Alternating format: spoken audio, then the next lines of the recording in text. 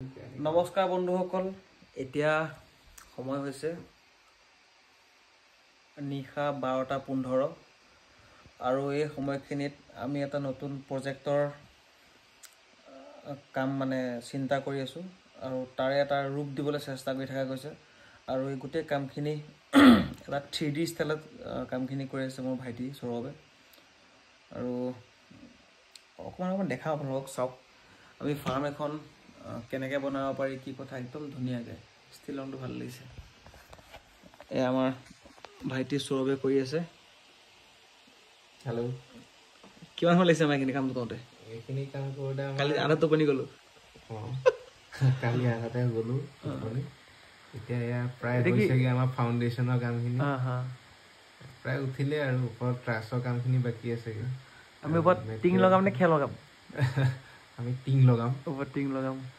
এতিয়া আমাৰ আচলতে যিখিনি পাকা কামখিনি হৈ গ'ল, খুটা পাকা, ফ্ল'ৰ পাকা, চব পকা দিলোঁ। আৰু এতিয়া আমাৰ ওপৰত কি কাম কৰিম আমি এতিয়া? এইটো এই লোহাৰটো আমি লোহাৰৰ কামখিনি আমি দিম ন? এইটো ৰেণ্ডাৰিং হেৰিটো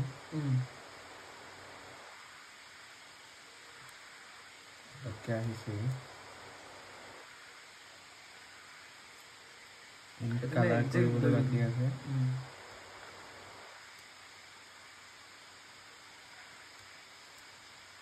ৰাইজৰ সহায় হ'ব ফাৰ্মখনৰ পৰা। সেইখন দেখুৱাচোন, যিখন আমি ৰটো বনাই আছিলোঁ। এইখন আপোনালোকে দেখিছে, এখন ফাৰ্মৰ কাম চলি আছে। এতিয়া আমি গ্ৰিলখিনি কালাৰ কৰিম, নহ'লে গ্ৰিলখিনি মানুহে খাই যাব যে। গ্ৰিলখিনি কালাৰ কৰিব লাগিব। এইটো ষ্টেপ এইটো মই অকণমান দেখাই দিছোঁ। ফাৰ্মৰ এইটো ভিতৰ চৰা, এইখিনি ওপৰৰ ৰুমবিলাক, আৰু ৰুমবিলাকৰ চাইজবিলাক আছে 10 আৰু 12 আৰু 8। 20টা ৰুম আছে। 12-8 চাইজৰ। অকণমান জুম কৰি দিয়াচোন ফাৰ্মখন। 12 আমাৰ ৰুম আছে।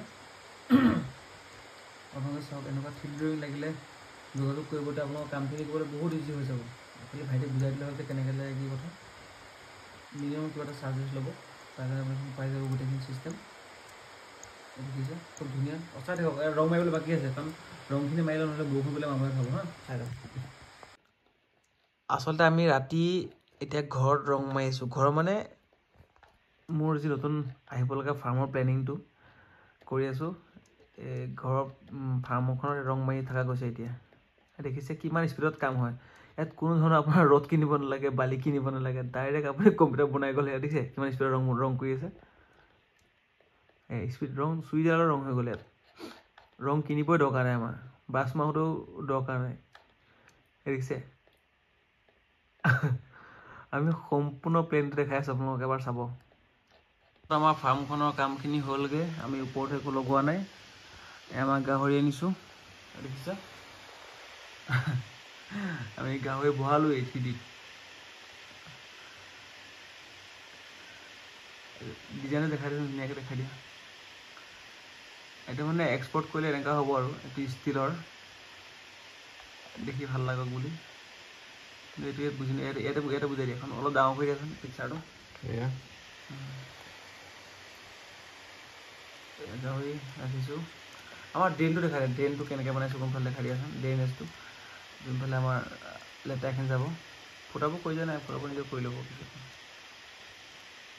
এইফালে আউটলেট ন, এটা আউটলেট।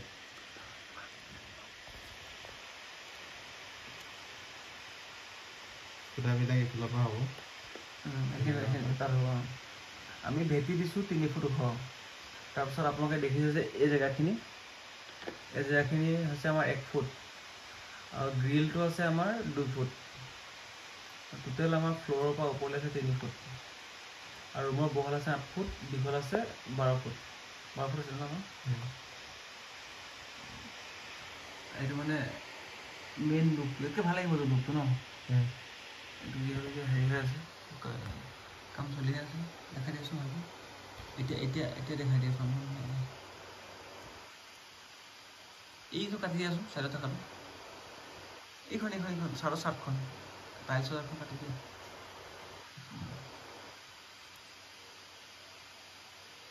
দুদিন যদি এখন হৈছেগৈ, মইতো চাই থকা মানুহ বাৰু। আমি এটাকৈ দুটাকৈ ভৰাই লৈ ফাৰ্মত আপোনালোক এনেকুৱা 3D ডিজাইন লাগিলে ক'ব যিটো ডিজাইনটো আপোনালোকে মিস্ত্ৰী দিলে খুব সহজে বনাব পাৰিব কিমান খৰচ লাগিব কি কথা চব গম পাই যাব মানে ফাৰ্মত আচলতে তাত টাইলছ লগোৱা গৈছে ভিতৰত টাইলছটো মানে কিয় কৈছোঁ আমাৰ যিটো আমি নৰ্মেল পাকা কৰোঁ তাতকৈ টাইলছটো বেছি ভাল এইটো অলপ মানে এটা ৰাফ টাইলছ পাথৰ বুলি কয় পাথৰ এনেকৈ পাই কিনিবলৈ ডাইৰেক্ট পাথৰৰ ওপৰত কাটি বনোৱা এইটো ফাৰ্মত খুব দৰকাৰ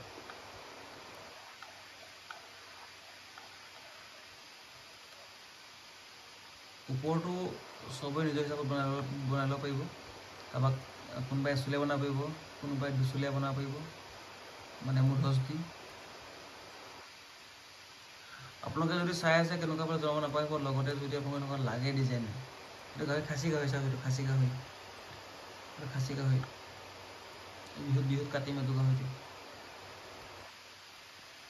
আৰু এই ষ্টেপটো চাওঁ ষ্টেপটো খাই দিছোঁ ষ্টেপটো এইটো আপোনালোকে শ্লপিঙো কৰিব পাৰে ষ্টেপ কৰিব পাৰে যাৰ যি খুচি আৰু এইটো আমি ডিজাইনৰ কাৰণে বনাইছোঁ এতিয়া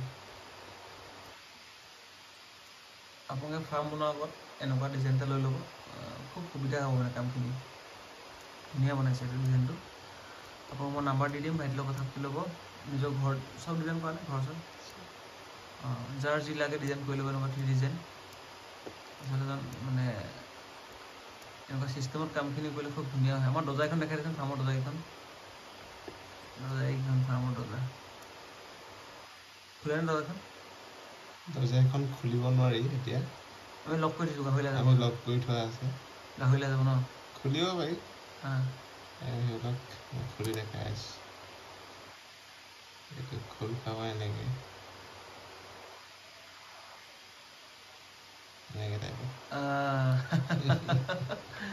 আমাৰ দৰ্জা খোল খাই আছে গাহৰিলৈ যাব গাহৰিলৈ যাব